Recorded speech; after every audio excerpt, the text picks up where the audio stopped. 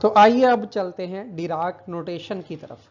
Dirac notation को यूं define किया जा सकता है, a method of expressing state of quantum mechanical system using angle brackets in Hilbert space is called bracket notation.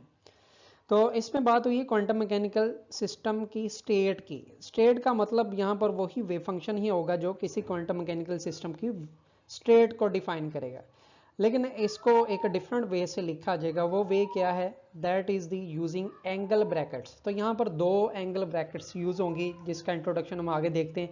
उसमें से एक लेफ्ट एंगल होगा और दूसरा राइट एंगल होगा। तो इस रिस्पेक्ट से इसको, इस ब्रैकेट्स को लेते हुए हम ब्रैकेट नोटेशन का भी नाम देते हैं। और ये किसने इंट्रोड्यूस करवाया था कॉन्सेप्ट डिराक नोटेशन का? ये पाल डिराक ने 1939 में डिराक नोटेशन का कॉन्सेप्ट इंट्रोड्यूस करवाया था। तो ये वेक्टर्स अगर देखे जाएं, कॉमन हम वेक्टर स्पेस की बात करें, 3 डायमेंशन की बात करें, उसके अंदर तो वेक्टर्स को ए एरोहेड, बी एरोहेड, सी एरोहेड इस तरह से रिप्रेजेंट किया जा सकता है। लेकिन अगर डिराक नोटेशन की बात की जाए, डिराक नोटेशन में इसको रिप्रेजेंट करने के लिए डिफरेंट नोटेशंस यूज़ की जाती हैं। जैसे अभी मैंने बताया कि एंगल ब्रैकेट्स यूज़ की जाती है, तो यहाँ पर ये एंगल ब्रैकेट्स यूज़ करके किसी क्वांटम मैकेनिकल सिस्टम की स्टेट को रिप्रेजेंट किया गया है। इसमें साई किसी क्वांटम मैकेनिकल सिस्टम की स्टेट है, तो साई को कैसे लिखा गया है? इसको विद इन एन एंगल लिखा गया है, जिसके अंदर पहले हम मॉड लिखते हैं, फिर क्वांटम मैकेनिकल सिस्टम की स्टेट का साइन सिंबल लिखते हैं, देन ये एक एंगल यहाँ पर लिखा जाता है। ये जो एंगल राइट साइड पे होगा इसको रेंगल का नाम दिया जाएगा। और इसी तरह से फाई रेंगल, और इसी तरह से फिर चाई रेंगल एंड सो ऑन। ये डिफरेंट इसकी नोटेशंस हैं। और इसके अंदर दो तरह की नोटेशन होगी जो अभी हम इंट्रोड्यूस करवाते हैं। इसमें जो पहली नोटेशन है वो है कैट।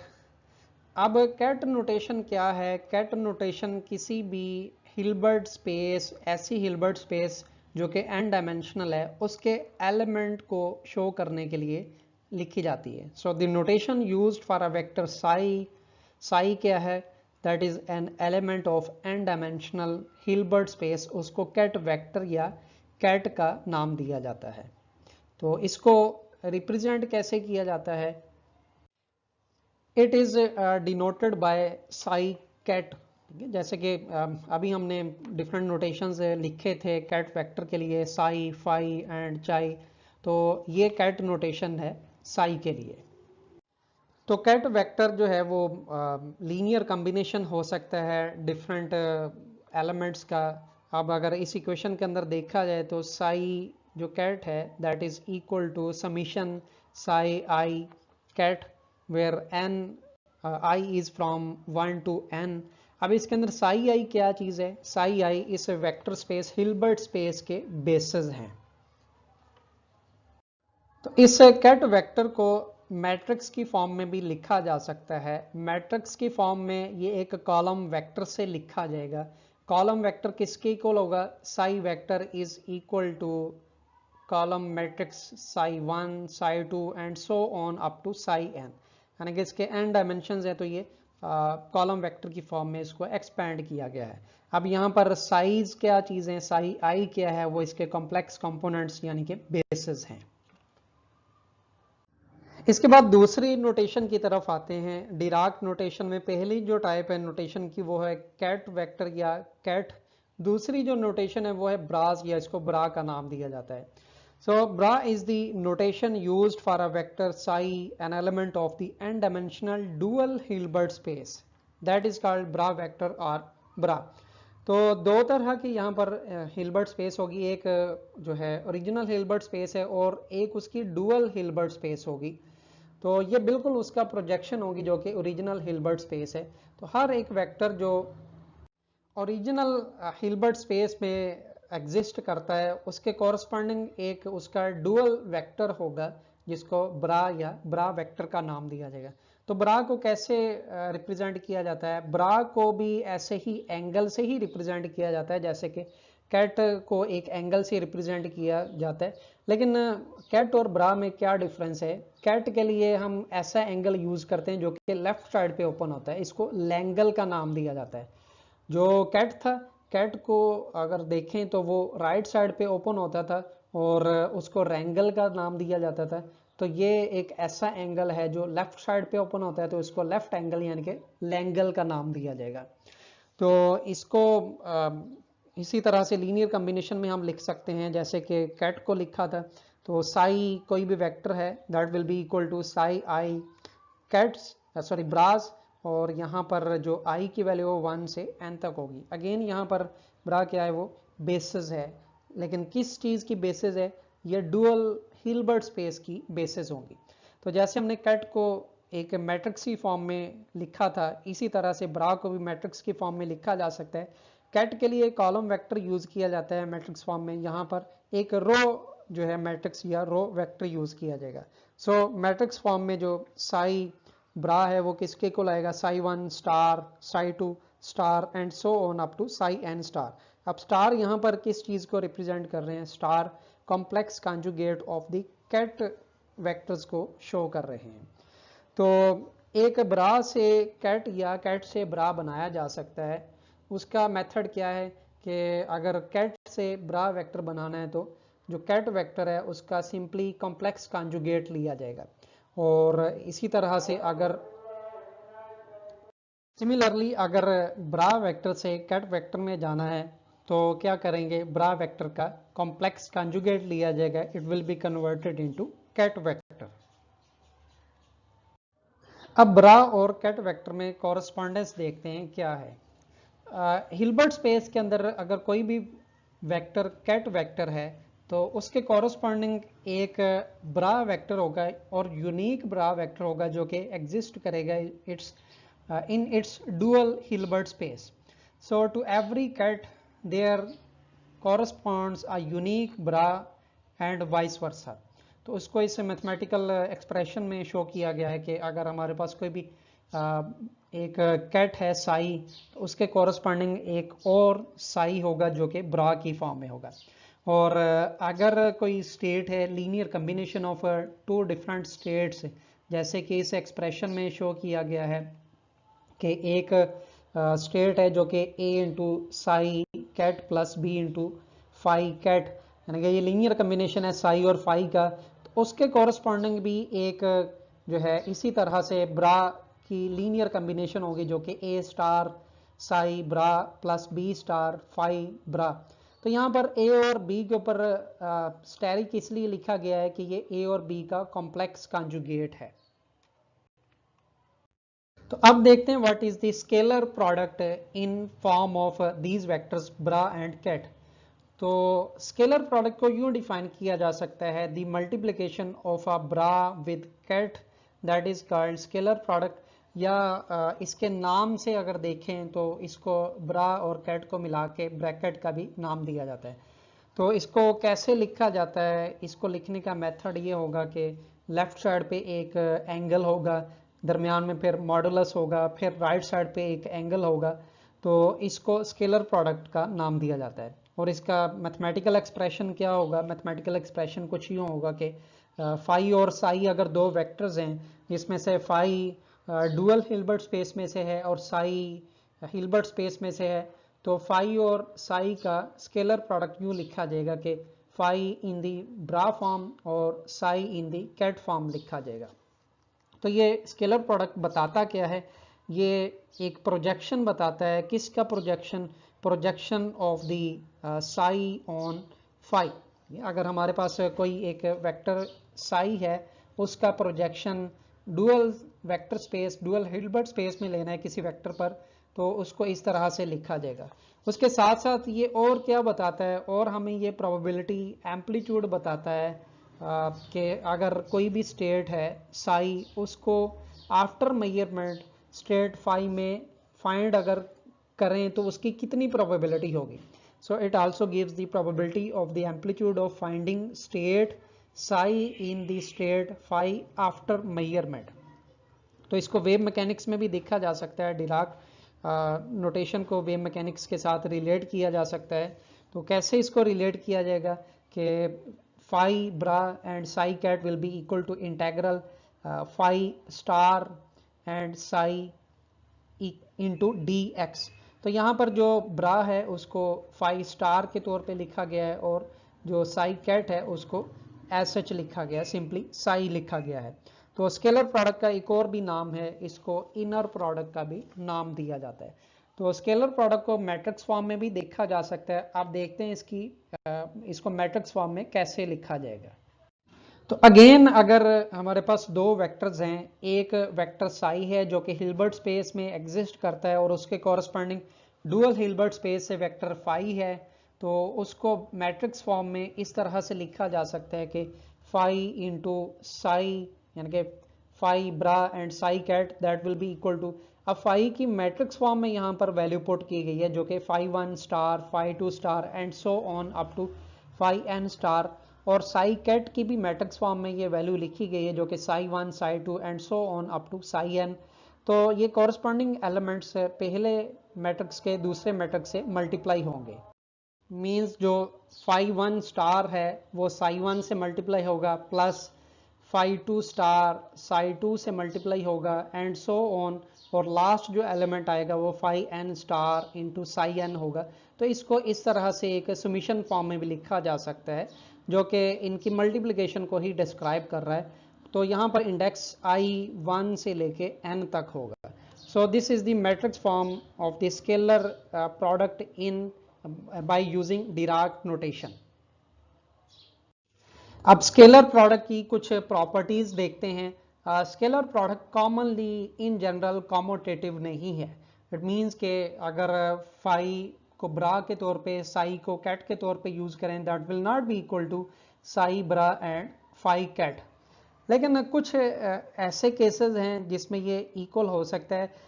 अगर इनको रिलेट किया जाए आपस में तो इनको सिंपली इस तरह से तो रिलेट नहीं किया जा सकता, लेकिन in the form of complex conjugate relate किया जा सकता है। What does it means? It means that phi bra psi ket, अगर इनका आप कॉम्प्लेक्स कॉन्जुगेट लें तो वो simply psi bra and phi ket के इक्वल आएगा। और अगर कोई ऐसी वेक्टर स्पेस है जिसमें ये ब्रा और कैट दोनों ही रियल हैं, तो उस सूरत में हमें कॉम्प्लेक्स कॉन्जुगेट भी लेने की ज़रूरत नहीं है, तो ये डायरेक्टली इक्वल आ जाएंगे। It means for the real case instead of complex case, phi bra psi ket will be equal to psi bra and phi ket. और इसी तरह से एक डिस्ट्रीब्यूटिव प्रॉपर्टी लिखी जा सकती है। फॉर एग्जांपल हमारे पास फाई ब्रा है और जो साई है वो लीनियर कॉम्बिनेशन है दो डिफरेंट स्टेट्स का, जिनमें एक स्टेट है साई 1 और दूसरी स्टेट है साई 2। तो ये कैसे डिस्ट्रीब्यूट होगा in the scale form of scalar product? तो फाई जो है जो पहला लिखा हुआ A1 साई 1, इसके साथ भी स्केलर प्रोडक्ट के थ्रू मल्टीप्लाई होगा, और इसी तरह से फाई ब्रा A2 साई 2 के साथ भी मल्टीप्लाई होगा। लेकिन A1 जो है वो कैट में लिखा हुआ है, तो सिंपली A1 इस स्केलर प्रोडक्ट से बाहर आ जाएगा, इसी तरह से A2 इस स्केलर प्रोडक्ट से बाहर आ जाएगा। तो यहाँ पर आप देख सकते हैं कि इसकी फाइनल फॉर्म क्या बन जाएगी। इसकी फाइनल फॉर्म बनेगी A1 phi bra psi 1 ket plus A2 phi bra and psi 2 ket. और इसी तरह से अनदर फॉर्म भी लिखी जा सकती है। अनदर फॉर्म क्या है? अनदर फॉर्म ये होगी कि अगर हमारे पास जो पहला ब्रा वेव फंक्शन है या ब्रा लिखा हुआ है वो लीनियर कॉम्बिनेशन है दो डिफरेंट स्टेट्स का, जिसमें एक फाई 1 और दूसरी फाई 2 है, तो इसको भी इसी तरह से डिस्ट्रीब्यूट किया जाएगा। अब यहाँ पर कैट जो है ये दोनों के साथ डिस्ट्रीब्यूट होगा। कैट फाई 1 से भी मल्टीप्लाई होगा और कैट साई जो है फाई 2 से भी मल्टीप्लाई होगा। लेकिन यहाँ पर A1 क्योंकि ब्रा के अंदर है, तो दैट्स वाई जब इसको स्केलर प्रोडक्ट से बाहर लिखा जाएगा तो इस पे स्टार यूज करेंगे, यानी कि वो कॉम्प्लेक्स कॉन्जुगेट यूज करेंगे। And same for the A2, उस पर भी स्टार यूज करेंगे। तो इसकी डिस्ट्रीब्यूशन की फाइनल फॉर्म क्या बन जाएगी? In the form of scalar product it will be equal to A1 phi 1 plus A2 phi 2 bra and phi psi ket, that will be equal to A1 star phi 1 bra psi cat plus A2 star phi 2 bra and psi cat. अब किसी state vector का norm देखते हैं, norm क्या है। Norm basically projection या यूं कह लें कि ये एम्पलीट्यूड बताता है। तो नॉर्म किसी भी स्टेट का हमेशा रियल होगा और पॉजिटिव होगा, और पॉजिटिव यहाँ इस इक्वेशन में शो किया गया है दैट साई ब्रा और साई कैट, अगर इन दोनों का स्केलर प्रोडक्ट लिया जाए दैट विल बी नॉर्म, और norm will be greater than or equal to zero. अब देखते हैं कि ये इक्वल टू जीरो कब होगा और ग्रेटर देन जीरो या इसकी कोई पर्टिकुलर वैल्यू कब होगी। अगर तो नल वेक्टर यूज किया जाए तो नल वेक्टर के केस में ये एग्जैक्टली इक्वल टू जीरो होगा, अदरवाइज ये इक्वल टू जीरो कभी भी नहीं होगा। तो अगर नॉर्मलाइज्ड स्टेट वेक्टर हो, नॉर्मलाइज्ड स्टेट वेक्टर की डिटेल हम अगले लेक्चर में देखेंगे जिसमें नॉर्मलाइजेशन कंडीशन भी डिस्कस करेंगे। तो नॉर्मलाइज स्टेट वेक्टर के लिए जो नॉर्म है वो एग्जैक्टली इक्वल टू 1 होगी। अगर स्टेट नॉर्मलाइज्ड नहीं होगी तो ये ए मॉड स्क्वायर यानी कि किसी भी कांस्टेंट नॉर्मलाइजेशन कांस्टेंट ए स्क्वायर के इक्वल आ जाएगा। सो this is the norm of a state vector in terms of Dirac notation. अब हिल्बर्ट स्पेस में एक इनइक्वालिटी देखते हैं, दैट इज श्वार्ट्ज इनइक्वालिटी। अगर हमारे पास हिल्बर्ट स्पेस में कोई भी दो स्टेट वेक्टर्स हों तो उनके लिए श्वार्ट्ज इनइक्वालिटी क्या होगी। श्वार्ट्ज इनइक्वालिटी मैथमेटिकली यूं लिखी जाती है कि वो है स्केलर प्रोडक्ट फाई और साई का, उसका मॉड स्क्वायर लिया गया है, that will be less than or equal to norm of phi and norm of the psi. इसके मीनिंग क्या है, इसके मीनिंग ये होंगे कि अगर हमने दो स्टेट वेक्टर्स का स्केलर प्रोडक्ट लिया और उसका मॉड स्क्वायर लें, that will always be less than or equal to scalar product of the first vector and scalar product of the second vector and their product। तो ये inequality equation में भी change हो सकती है। इक्वेशन में ये चेंज कब होगी, अगर ये दोनों वेक्टर्स एक दूसरे पे डिपेंड करेंगे, ये लीनियरली डिपेंडेंट वेक्टर्स होंगे, उस सूरत में यही इनइक्वालिटी चेंज होके इक्वेशन बन जाएगी। तो इसी तरह से अगली इनइक्वालिटी देखते हैं। तो नेक्स्ट इनइक्वालिटी है ट्राई एंगल इनइक्वालिटी। अब ट्राई एंगल इनइक्वालिटी भी दो स्टेट वेक्टर्स के लिए ही लिखी जाएगी। अगर हिल्बर्ट स्पेस में दो स्टेट वेक्टर्स हैं तो उसके लिए ट्राई एंगल इनइक्वालिटी कुछ यूं लिखी जा सकती है कि हमारे पास सम ऑफ टू स्टेट वेक्टर्स हैं, उनका सेल्फ स्केलर प्रोडक्ट लिया गया है, मींस फाई प्लस साई, उसका scalar product phi plus psi के साथ लिया गया है, और इसका अगर स्क्वायर रूट लें तो that will be less than or equal to sum of the scalar product of individual vectors. और इसी तरह से जैसे हमने श्वार्ट्ज इनइक्वालिटी देखी, ये इनइक्वालिटी भी इक्वेशन में चेंज हो सकती है। इक्वेशन में चेंज होने की एक ही कंडीशन है कि ये दोनों वेक्टर्स लीनियरली डिपेंडेंट हो। अगर दोनों वेक्टर्स लीनियरली डिपेंडेंट हो गए तो ये इनइक्वालिटी इक्वेशन में चेंज हो जाएगी। सो this is called triangle inequality. अब स्टेट की कुछ टाइप्स देखते हैं, जिसमें पहली टाइप है ऑर्थोगोनल और दूसरी टाइप होगी ऑर्थोनॉर्मल स्टेट्स। ऑर्थोगोनल स्टेट्स कब होंगी, अगर दो स्टेट्स हैं किसी हिल्बर्ट स्पेस के अंदर, उनका स्केलर प्रोडक्ट लिया जाए और स्केलर प्रोडक्ट इक्वल टू 0 बन जाए, तो उन स्टेट्स को नाम दिया जाएगा कि ये ऑर्थोगोनल स्टेट्स होगी। सो इसके लिए जो मैथमेटिकल कंडीशन है वो क्या है, there scalar product phi bra and psi ket must be equal to 0। और इसी तरह से दो स्टेट्स ऑर्थोनॉर्मल भी हो सकती है। ऑर्थोनॉर्मल का मतलब है कि स्टेट जो है ऑर्थोगोनल भी होनी चाहिए और नॉर्मलाइज्ड भी होनी चाहिए। तो दो स्टेट्स ऑर्थोगोनल कब होती हैं, वो तो हमने अभी ये कंडीशन देख ली है उनके ऑर्थोगोनल होने की। अब नॉर्मलाइज्ड कब होगी, अगर उनका जो स्केलर प्रोडक्ट है, सेल्फ स्केलर प्रोडक्ट, वो इक्वल टू 1 आए, तो उसको नॉर्मलाइज्ड स्टेट का नाम दिया जाता है। तो ऑर्थोनॉर्मल स्टेट्स होने की दो कंडीशंस हैं कि वो ऑर्थोगोनल होंगी, यानी कि उनका जो म्यूचुअल स्केलर प्रोडक्ट है वो इक्वल टू 0 होगा, और वो स्टेट्स नॉर्मलाइज्ड होंगी, यानी कि जो उनका सेल्फ स्केलर प्रोडक्ट होगा वो इक्वल टू 1 होगा। तो इसके लिए ये कंडीशन है पहली, जो कि ऑर्थोगोनल कंडीशन है। उसके साथ साथ जो दो स्टेट्स हैं उनको नॉर्मलाइज्ड होना भी ज़रूरी है, यानी कि पहली स्टेट का सेल्फ स्केलर प्रोडक्ट भी 1 होना चाहिए और दूसरी स्टेट का सेल्फ स्केलर प्रोडक्ट भी इक्वल टू 1 होना चाहिए। अगर ये तीनों कंडीशंस किसी दो स्टेट्स, हिल्बर्ट स्टेट की स्टेट्स के लिए सेटिस्फाई होंगी तो उन स्टेट्स को ऑर्थोनॉर्मल स्टेट्स का नाम दिया जाएगा। अब कुछ ऐसी स्टेट्स की बात करते हैं जो पॉसिबल नहीं है, फॉरबिडन है। तो फॉर एग्जांपल हमारे पास दो स्टेट्स हैं, एक है फाइब्रा एंड दूसरी है साइब्रा या फाइकेट एंड साइकेट, जो कि दोनों सेम हिल्बर्ट स्पेस से लाई करती हैं। ठीक है, तो उस सूरत में इनका जो ये प्रोडक्ट होगा जो कि फाइकेट एंड साइकेट, या इवन अगर दोनों डुअल हिल्बर्ट स्पेस से लाई करती हैं, दोनों हिल्बर्ट स्पेस में एग्जिस्ट करती हैं, उस सूरत में फाइब्रा एंड फाइकेट ये दोनों ही सूरतें पॉसिबल नहीं हैं। तो वो प्रोडक्ट पॉसिबल है या वो स्टेट्स पॉसिबल हैं जिनमें एक स्टेट हिल्बर्ट स्पेस में एग्जिस्ट करे और दूसरी स्टेट जो है वो डुअल हिल्बर्ट स्पेस में से होनी चाहिए।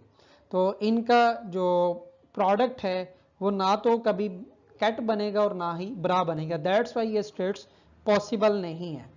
लेकिन दूसरी सूरत ये हो सकती है कि अगर साई और फाई दोनों डिफरेंट हिल्बर्ट स्पेस से, दोनों डिफरेंट हिल्बर्ट स्पेस में लाई करती हैं, यानी कि सेम हिल्बर्ट स्पेस में नहीं है, बेशक दोनों कैट हों या बेशक दोनों ब्रा हो, तो उनका टेंसर प्रोडक्ट पॉसिबल है। और टेंसर प्रोडक्ट यूं लिखा जाता है लाइक फाई जो है एक हिल्बर्ट स्पेस में एग्जिस्ट करती है और साई दूसरी हिल्बर्ट स्पेस में एग्जिस्ट करती है, तो उसको यूं लिखा जाएगा psi phi ket and psi ket. और इसी तरह से अगर दोनों ही डुअल हिल्बर्ट स्पेस में एग्जिस्ट करती हैं तो उनका जो टेंसर प्रोडक्ट है वो यूं लिखा जाएगा फाइब्रा एंड साइब्रा। लेकिन याद रखें, दोबारा ये मैं बता रहा हूं कि दोनों जो वेक्टर्स हैं अगर कैट की फॉर्म में हैं या ब्रा की फॉर्म में हैं, सेम हिल्बर्ट स्पेस से नहीं होने चाहिए, डिफरेंट हिल्बर्ट स्पेस से होने चाहिए। तो ऐसी स्टेट्स जो ऊपर लिखी गई हैं सेम हिल्बर्ट स्पेस में हो और दोनों ब्रा या कैट की फॉर्म में हो, वो स्टेट्स पॉसिबल नहीं हैं। तो आज का लेक्चर हम यहाँ पर ख़त्म करते हैं। आपका कोई क्वेश्चन है, कोई इशू है, कोई प्रॉब्लम है, आप कमेंट्स में लाजमी लिखें। इस लेक्चर को दूसरे दोस्तों के साथ भी शेयर करें ताकि सबको इन लेक्चर से ज़्यादा फ़ायदा हो सके।